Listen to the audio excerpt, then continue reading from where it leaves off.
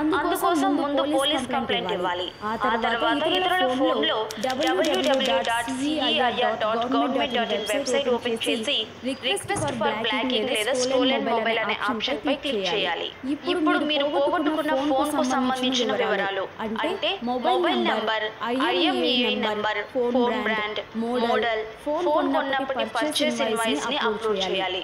తర్వాత last information అంటే phone పోగొట్టుకున్న ప్రదేశం, తేదీ, ఆ ప్రాంత పోలీస్ స్టేషన్ పేరు, police complaint number, police complaint receipt ని అప్లోడ్ చేయాలి.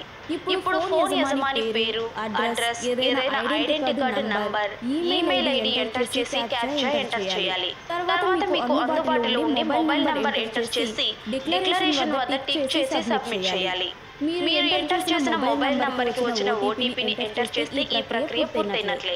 మీ అప్లికేషన్ ప్రాసెస్ పూర్తయిన తర్వాత CEIR ప్రధాన కార్యాలయం నుంచి మీ అప్లికేషన్ వాళ్ళకు అందినట్లు ఒక మెసేజ్ వస్తుంది.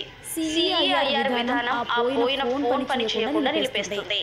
అంటే ఆ ఫోన్లో మరో సిమ్ వేసినా లేదా దాన్ని వేరే విధంగా వినియోగించినా వెంటనే పోలీసులకు సమాచారం వెళ్తుంది.